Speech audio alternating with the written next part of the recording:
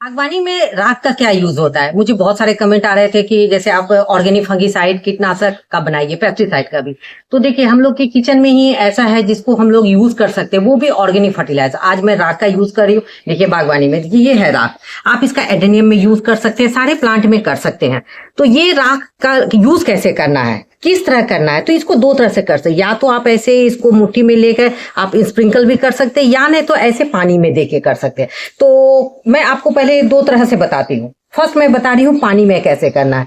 आपको सबसे पहले 10 लीटर पानी लेना है। मैं इसमें ली हूँ 5 लीटर। लिक्विड फॉर्म में बता रही हूँ। लिक्विड फॉर्म का इसका बहुत अच्छा यूज होता है। आप इसमें एडेनियम में कर सकते हैं। चाहिए ये सबसे पहले ये जो चूल्हे की राख होती है, ये मेनली लकड़ी का राख है। कोयले का राख नहीं लेना है। कोयले का राख क्या होता है, उसमें बहुत सारे जहरीले गैस होते हैं, इसलिए कोयले का राख नहीं, लकड़ी का राख लीजिए या उपले का राख।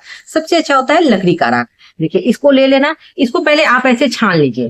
देखिए हाफ केजी अंदाज लेना है और इसको छान के इस तरह करके आप इसको दो चीज, या तो आप इसको ऐसे ये वाला जो मिला देखिए ये डस्ट फॉर्म में, इसको ऐसे आप स्प्रिंकल भी कर सकते हैं। और ये जो कोयला का पार्ट बचा, इसको आप क्या कर सकते हैं, लकड़ी का जो पार्ट बच रहा है, इसको आप जैसे एडेनियम की पॉटिंग मीडिया बनाते हैं, या जब कोई भी प्लांट का पॉटिंग मीडिया बनाते हैं तो उसके पॉटिंग मीडिया में डालिए, बहुत अच्छा रहेगा। एडेनियम, कैक्टस, ऑर्किड, उस सारे में ये ऊड चारकोल, इसी को ऊड चारकोल कहते हैं। देखिए ये लकड़ी का टुकड़ा, देखिए यही है ऊड चारकोल। आप इसका यूज कर सकते हैं, ये बहुत उपयोगी होता है। देखिए एक हो गया।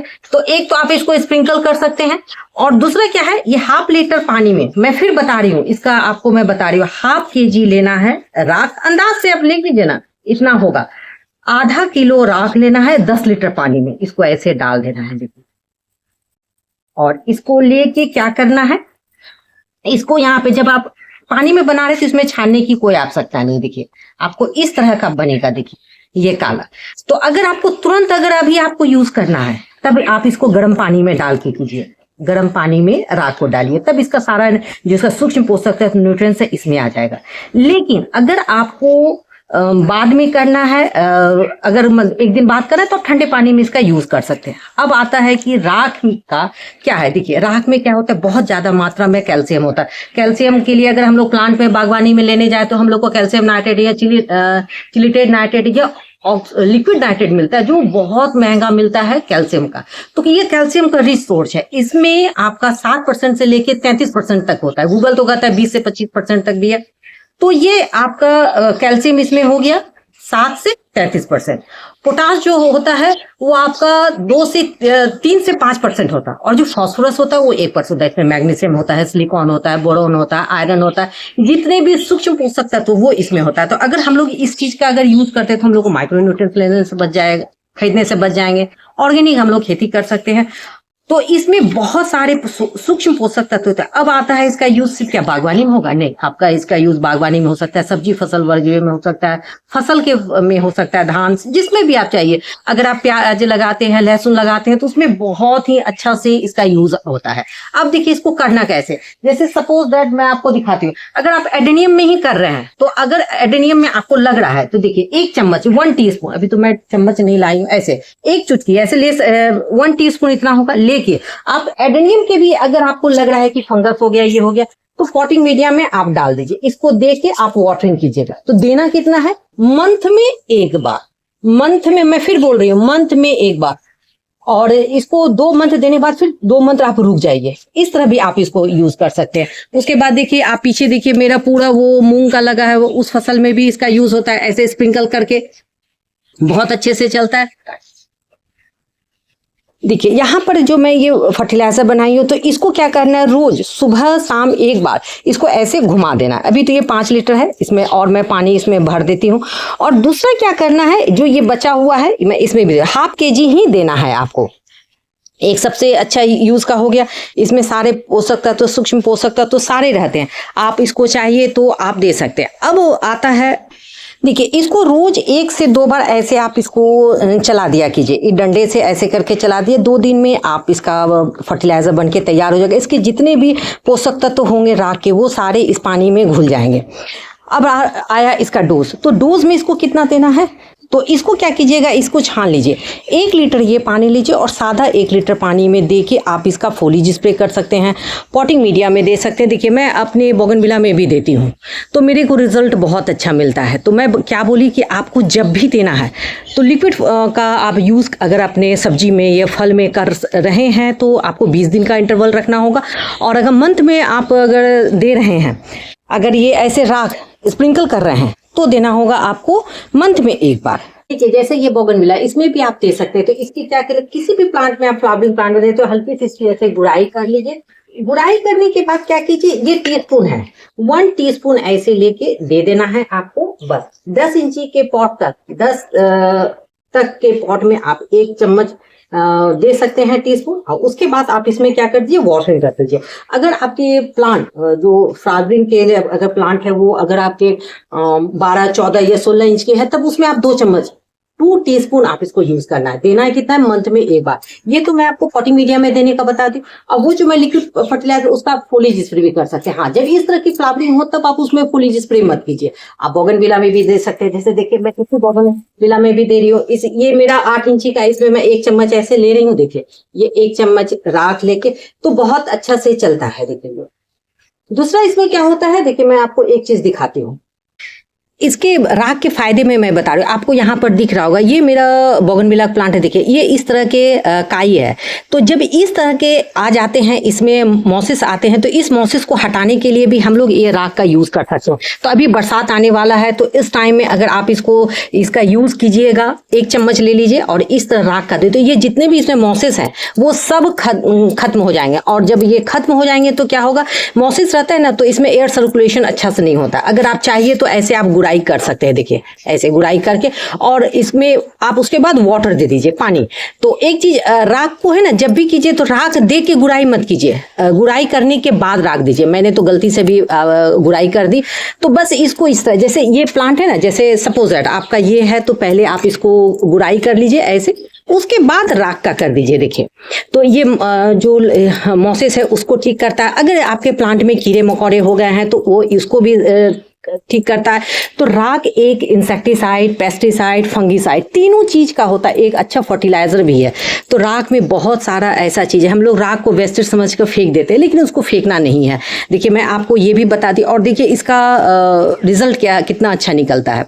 एक जो राख होता है, ये राख है ना मिट्टी के पीएच को मेंटेन करता है, मिट्टी को इन्हेंस करता है, ये क्लीनअप का काम करता है, इसके पीएच को बनाया रहता है। अगर आपकी मिट्टी ज़्यादा एसिडिक है तो ये अल्कलाइन में बनाता है। अगर आपकी मिट्टी का अगर पीएच 7 के 7 या 7.5 है तब आप इसमें राख का यूज़ मत कीजिए। तब राख क्या करेगा, वो आपके मिट्टी को अगर आप करते हैं तो अल्कलाइन बनाएगा। और अल्कलाइन के लिए बेसी नहीं बनाना है तो आपको थोड़ा थोड़ा राख का यूज़ समझना होगा कि आपको कब करना है, नहीं करना है।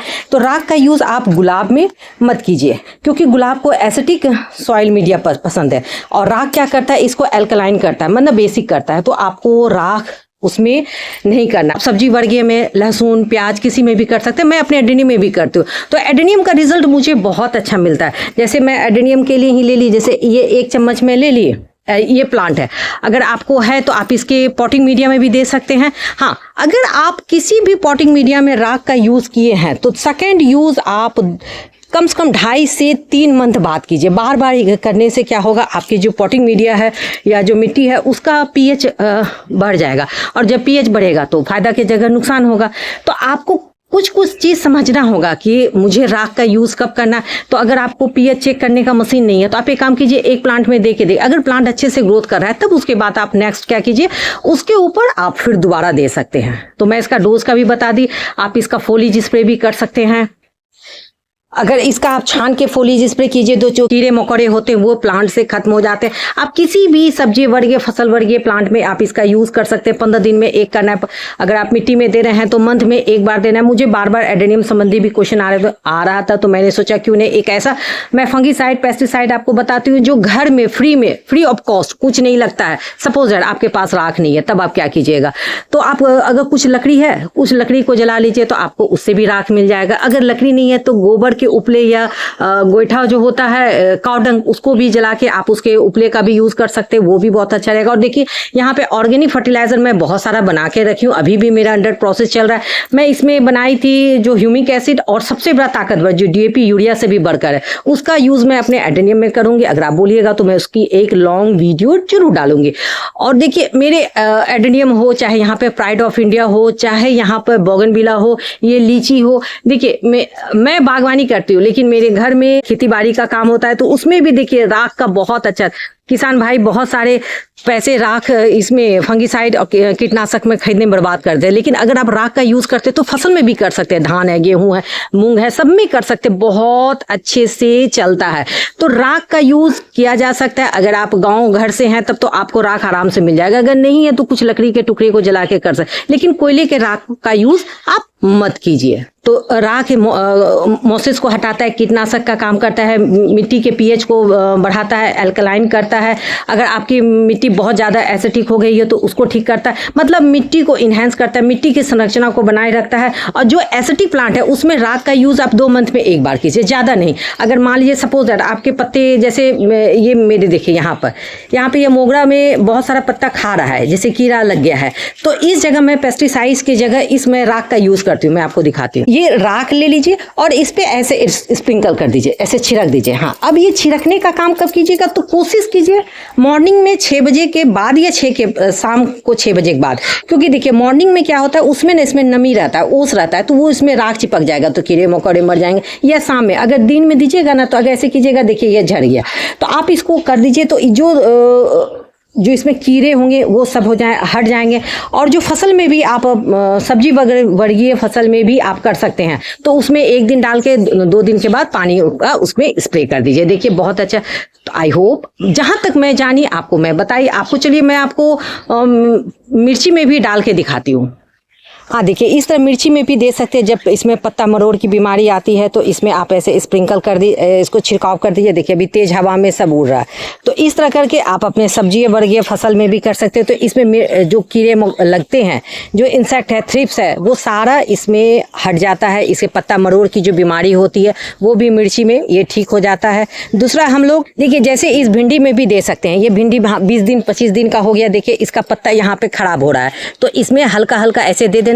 मैं बोली कि स्प्रिंकल करने का समय आपको मैं मॉर्निंग बता रही हूँ। और देखिए पत्ता इस तरह के खा रहे थे कीड़े, इसलिए मैं इसमें दिलवा रही हूँ।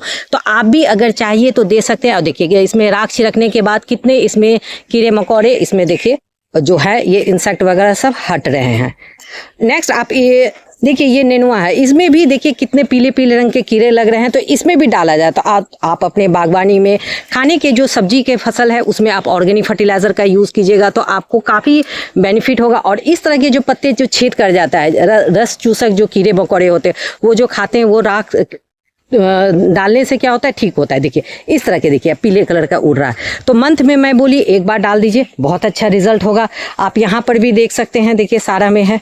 और इस तरह में ये जो आप मूंग देख रहे हैं, ये मूंग में भी पड़ता है। देखिए यहाँ पे ये मूंग की फसल लगी हुई है, तो आप अपने फसल में भी डाल सकते हैं। जैसे देखिए ये मैं मूंग में दिलवा रही हूँ, और देखिए मूंग में सारा फुटाव इसमें अभी ये देखिए ये फूल आ रहा है, इसमें आ रहा है, इसमें फलियां भी बन रही है, देखिए इस तरह का। तो आप डालिएगा तो आपको बहुत अच्छा रिजल्ट आएगा। ऑर्गेनिक है, कोई खर्च नहीं है, केमिकल खरीदने की आवश्यकता नहीं है, आपको बहुत अच्छा गुड रिजल्ट मिलेगा।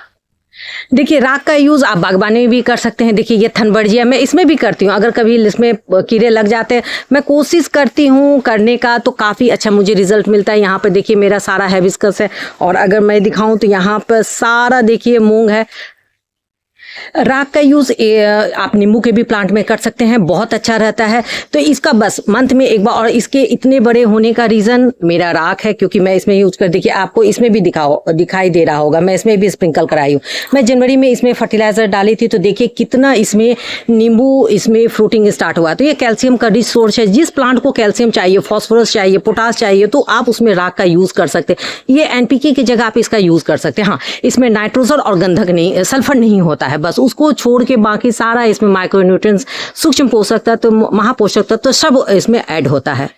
आई होप आपको आज मेरी राख की वीडियो पसंद आई होगी कि मैंने राख का यूज़ कैसे किया, किस तरह करना है, उसका डोज क्या होना है। अगर आपको मेरी वीडियो थोड़ी भी हेल्पफुल लगती है तो आप इसे लाइक कीजिए, शेयर कीजिए, सब्सक्राइब, कंप्लीट फुल वॉच कीजिए और आप इसका यूज़ हाइबिस्कस में भी कर सकते हैं। चलिए मैं कल फिर मिलती हूँ नेक्स्ट टॉपिक नेक्स्ट वीडियो के साथ, तब तक के लिए बाय।